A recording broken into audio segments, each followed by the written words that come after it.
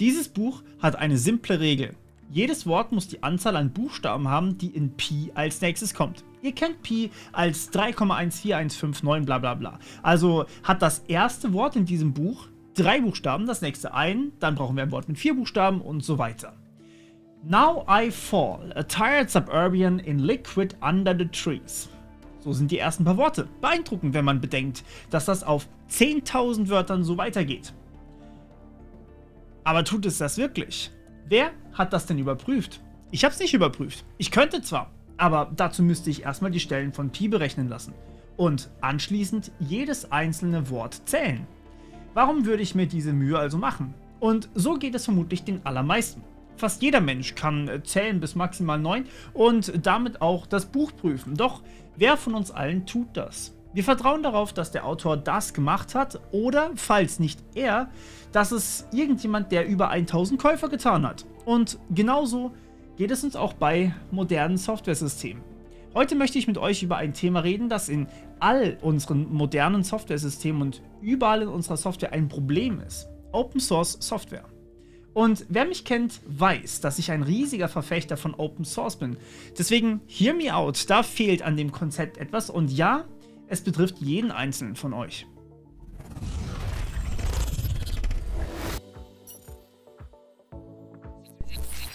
Habt ihr schon mal von Open Source Software gehört? Das ist wohl das verrückteste Konzept, das man sich vorstellen kann. Open Source heißt offene Quelle und meint so viel wie offenen Quellcode.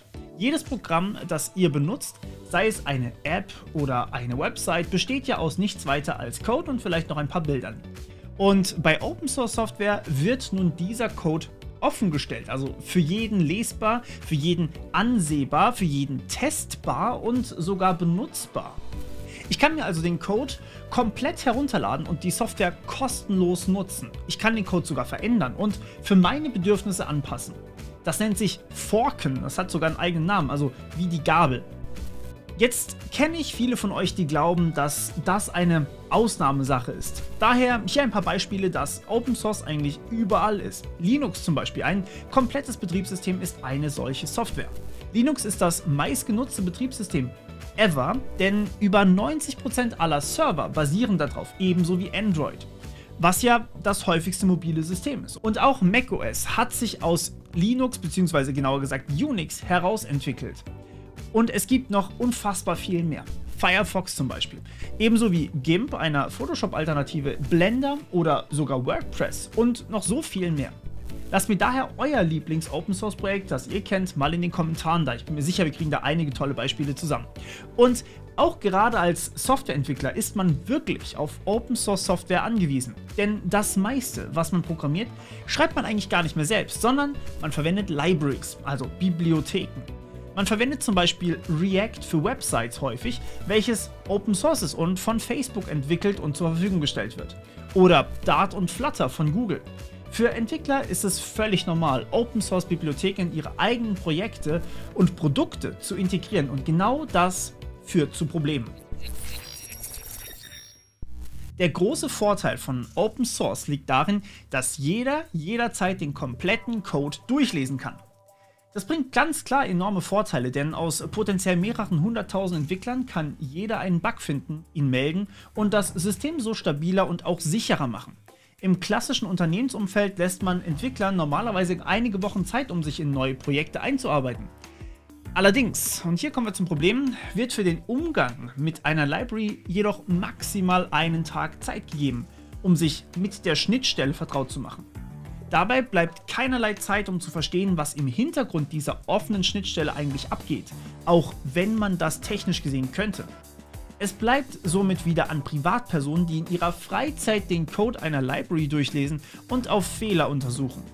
Im Gegensatz zu diesem Buch hier ist allerdings ein komplexes Softwareprodukt nicht einfach lesbar und zählbar. Man braucht Fachkompetenzen, teilweise wirklich sehr, sehr viele. Und mal ehrlich, wer repariert denn lieber den Mist von irgendwelchen anderen Leuten, anstatt für sich selbst ein eigenes Projekt zu entwickeln? Dazu kommt erschwerend, in der Freizeit, irgendwann möchte und sollte man auch mal etwas anderes sehen, als immer nur Code. Man hat Freunde, Familie, vielleicht sogar Kinder oder Katzen. So, jetzt wisst ihr auch mal, wo die Haare herkommen. Da bleibt in der Freizeit eigentlich keine Zeit, um Code zu reparieren. Ich habe aber gerade noch einen weiteren Aspekt angesprochen. Tatsächlich entwickeln Softwareentwickler in ihrer Freizeit gerne weiter Software. Das ist irgendwie so. Wir sind verrückt, keine Ahnung. Sie wollen ihre eigenen Ideen aber auch selber wirklich basteln. So entstehen Open-Source-Projekte überhaupt erst. Man hat eine tolle Idee, die man verwirklichen möchte, fängt an und hat Spaß dabei. Dabei kann ein sehr, sehr cooles Projekt entstehen und wie gesagt, kann man ja auch bestehende Projekte forken, also sich quasi den Code von irgendjemand anders schnappen und daran weiterentwickeln. Das ist sogar so gewollt und ist quasi sowas wie eine Ehrenmedaille, also jetzt nicht irgendwie Urheberrechtsverletzung. Dadurch entsteht allerdings ein gewaltiger Aufmarsch an Projekten. Klar, Linux beispielsweise, es gibt kein Linux, es gibt das hier. Das sind so viele Distributionen, dass es mir regelmäßig schwerfällt, euch überhaupt nur die beste für euch zu empfehlen. Ich habe es tatsächlich mal mit einem Video versucht, aber da bin ich gleich mindestens 1000 Leute auf den Schlips getreten, weil ich ihr Lieblingssystem nicht genannt hatte. Sorry Leute, alle Linux-Systeme sind wunderschön, wissen wir doch alle. Jetzt hat natürlich jedes System auch eine Oberfläche, also wo man sehen kann und Tools und Varianten der Tools und noch mehr. Ihr könnt euch vorstellen, wie schwer es für Neulinge ist, sich da rechtzufinden. Die Unterschiede sind nach außen zwar gar nicht mal so groß, man muss sich aber erstmal dran gewöhnen und irgendwie reinfinden. Wohingegen Microsoft, wir haben jetzt Windows 11, wenn ihr noch 10 nutzen wollt, dann ist es okay, wenn ihr keine Beta-Tester sein wollt, aber alles davor, keine Patches mehr, fuck you. Und das hat seine Gründe.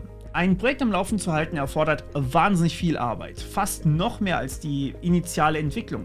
Denn stelle ich keine Updates zur Verfügung, könnten meine Nutzer gehackt werden und können ihr System vielleicht gar nicht nutzen, weil es vielleicht kaputt gegangen ist im letzten Update. Das passiert ja bei Windows relativ häufig. So etwas passiert manchmal aber überall und das ist völlig normal. Selbst top bezahlte Entwickler bei Facebook haben es hinbekommen, dass alles eine Weile lang gar nicht mehr erreichbar war, weil irgendwas im Router. Ihr erinnert euch vielleicht an die IT-Trends. Aber im Gegensatz zu Facebook werden Open-Source-Projekte oft von einer Person, manchmal von 2 oder 3 entwickelt. Privatpersonen in ihrer Freizeit. Die haben keinen Bereitschaftsdienst, die haben ja nicht mal eine Verpflichtung, eine E-Mail zu beantworten. Eine Sicherheitslücke muss dann halt warten, bis der Entwickler die Zeit findet, neben seiner bezahlten Arbeit, neben seinem Haushalt, seiner Familie, seinen Freunden, seinen Kindern und Katzen daran zu entwickeln und sie zu reparieren. Und das ist tatsächlich auch völlig okay so. Denn die Freizeit steht Menschen zu ihrer freien Gestaltung frei. An der Stelle mal ein historisches Beispiel, das mich ursprünglich für dieses Video hier motiviert hat. Vielleicht erinnert ihr euch noch an Log4Shell. Das war eine Schwachstelle in Log4j, einer Logging-Bibliothek für Java. Diese Bibliothek ist Open Source und hat sich als de facto Standard für fast alle Java-Anwendungen etabliert.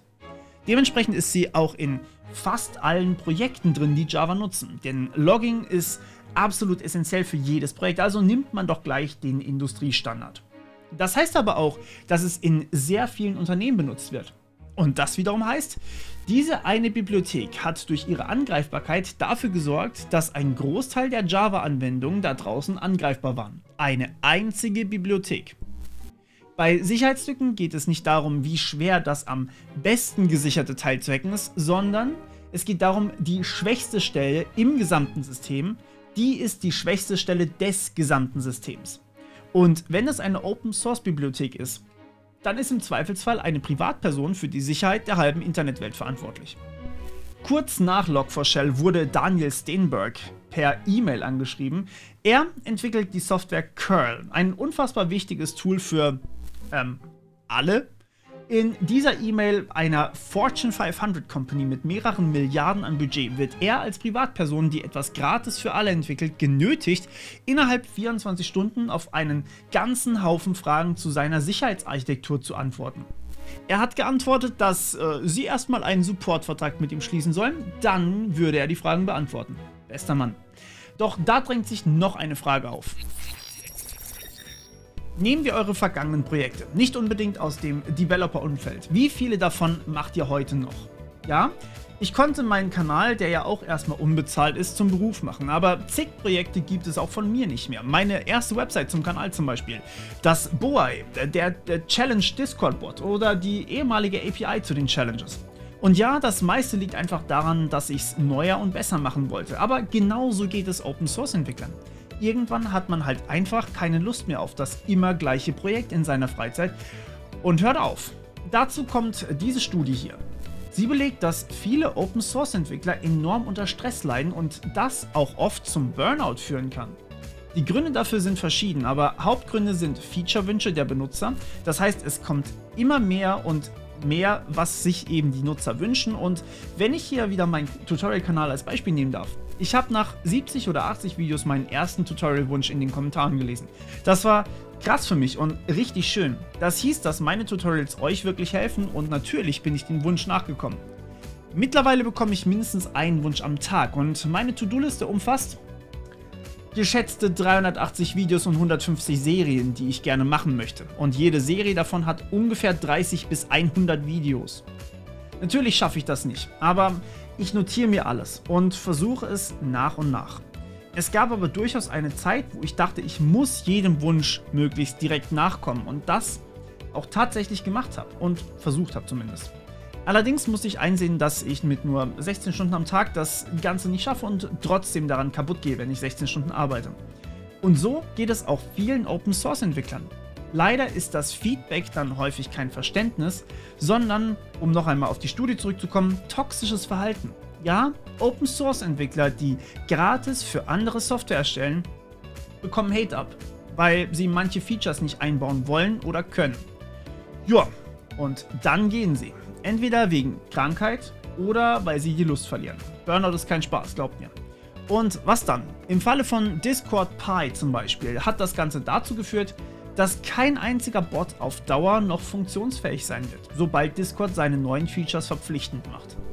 Klar, es gibt eine Übergangszeit von Discord her, aber die Bibliothek ist danach einfach weg. Außer der Entwickler entscheidet sich, wieder zurückzukommen, was er glücklicherweise in diesem Fall jetzt getan hat, aber da werden wir noch sehen, wo wir da hinkommen.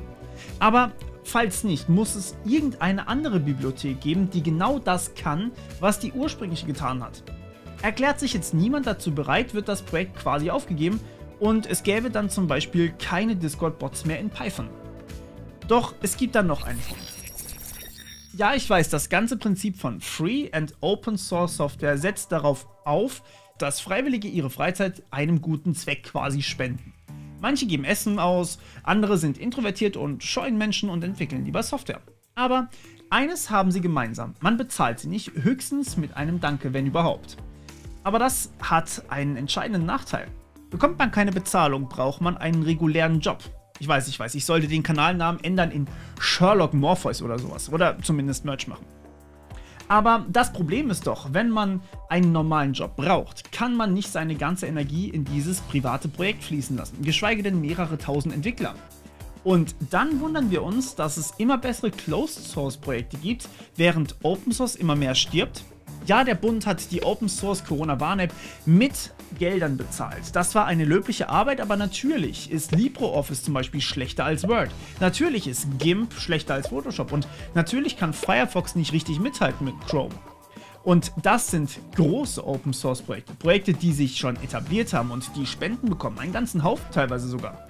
Die können sich sogar ein paar Entwickler leisten, nur halt nicht so viel wie ein Google oder Microsoft. Zumal in der Open Source Community Zahlungen immer noch nicht gern gesehen sind. Spenden von Firmen führen oft dazu, dass es einen Aufschrei gibt, dass man jetzt eben Daten weitergibt, obwohl das teilweise nicht mal stimmt. Ich fasse, bevor ich Lösungsansätze vorstelle, nochmal ganz kurz zusammen. Wir stützen große Teile unserer Wirtschaft und unseres Lebens auf Privatpersonen, die in ihrer Freizeit oft unbezahlt Software entwickeln. Diese Entwickler haben alle Gründe, jederzeit einfach so zu gehen, weil sie einem extrem hohen Druck und sogar Hass ausgesetzt werden. Dazu kommt, dass die Endresultate oft extrem viele, aber am Ende doch eher unfertige Produkte sind, die mit der kommerziellen Konkurrenz gerade in Unternehmen vom Umfang her einfach nicht mithalten können. Die oft schwierige Maintenance, also die Wartung und Pflege der Software, kommt dann noch oben drauf. Bugs, die dringend repariert werden müssen, werden das zwar meist, aber manchmal eben auch zu spät. Und manche wenigen privaten Entwickler können so ganze Unternehmen potenziell zerstören. Eventuell auch unbeabsichtigt, wenn sie zum Beispiel privat gehackt werden. Das Kernproblem ist also, dass Open Source Software nicht wettbewerbsfähig ist. In ihrer Extremform keine Bezahlung, keine festen Mitarbeiter, keine Zusicherung von Garantien. Diese Software müsste also bezahlt werden. Bloß wie? Warum funktionieren denn eigentlich Softwareprojekte wie Google oder Instagram, für die wir ja als Kunden auch erstmal nichts bezahlen müssen? Naja, die verdienen Geld mit uns als Kunden, also mit unseren Daten. Wir sind quasi das Produkt. Das steht im krassen Widerspruch zum Open-Source-Gedanken, aber behalten wir das ganz kurz im Kopf. Wie funktionieren denn zum Beispiel Muster-Open-Source-Beispiele? Hier gibt es ein paar verschiedene Ansätze zur Monetarisierung. Der berühmte VLC-Player zum Beispiel wird von einer gemeinnützigen Gesellschaft entwickelt und bekommt dafür von Fans Spenden. Je nach Menge der Spenden können dann mehr Entwickler fest angestellt werden und entwickeln die Software weiter. Im Fall von React, ihr erinnert euch, die Bibliothek für Website-Entwicklung, die wird als Bibliothek von Facebook selbst verwendet und die stellen das Framework einfach der Allgemeinheit zur Verfügung, sodass es jeder nutzen kann. Die Entwickler von React sind also Facebook-Angestellte und wollen vom Community-Gedanken profitieren, denn gibt es mehr React-Entwickler, gibt es mehr Libraries, die auch wieder von Facebook genutzt werden können. Und natürlich für Facebook ist es leichter, neue Mitarbeiter einzulernen, wenn man Marktführer mit einem Framework ist, das öffentlich ist. Im Fall von Jitsi oder Tutanota zum Beispiel ist der Code auch Open Source. Allerdings wird die Dienstleistung, also der Service drumherum, bereitgestellt.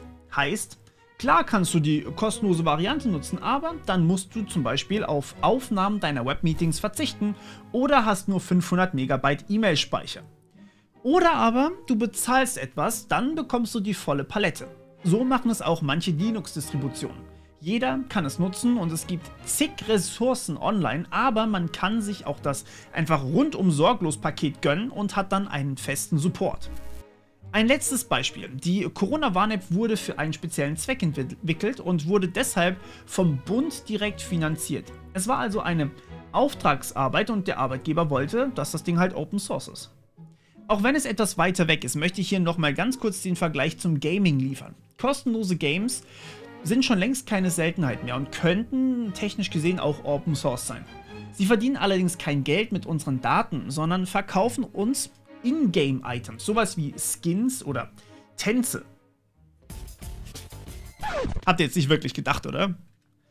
Wie lässt sich das also auf unsere Entwickler von FOSS übertragen? Sie brauchen wohl entweder eines dieser Geschäftsmodelle oder sind weiterhin nur Freizeitprojekte, die man nur mit Vorsicht genießen darf, gerade im Unternehmenskontext.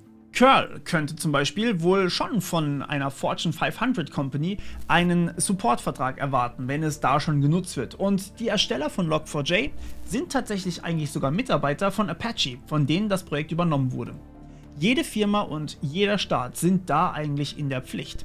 Steigt man zum Beispiel als Stadt München auf Open Source um, sollte man nicht einfach Feature-Wünsche an die Entwickler weiterleiten, sondern entweder Geld spenden oder bezahlen oder vielleicht sogar einen Entwickler zur Weiterentwicklung oder etwa zum Testen der Dienste anstellen, die dann auch wiederum Open Source gestellt werden. So entwickelt sich die Software sogar noch weiter. Denn ansonsten hat man einfach keinen Anspruch auf irgendwas, seien es Patches oder Hilfe. Ich hoffe, für den einen oder anderen Open-Source-Entwickler hier waren ein paar Tipps dabei und ihr wisst nun alle zu schätzen, was manche Menschen Krasses in ihrer Freizeit für das Gemeinwohl zusammenschrauben. Und ja, tatsächlich ist das auch der Grund, warum meine Videos zum Beispiel immer noch auf YouTube sind und noch nicht auf anderen Plattformen. Denn YouTube bietet mir die Möglichkeit, genug zum Leben zu verdienen und euch trotzdem meine Videokurse gratis zur Verfügung stellen zu können. Auch wenn man viel mehr verdient, wenn man die Dinger verkauft. An der Stelle auch vielen Dank an meine Patrons, die mir wie in einem richtigen Open-Source-Projekt Geld spenden und dafür dann sogar die Tutorial-Kurse ohne Werbung bekommen. Liebe geht raus. Lasst mir deshalb gerne mal eure Lieblings-Open-Source-Projekte in den Kommentaren da und wir hören uns beim nächsten Mal wieder. Bis dann.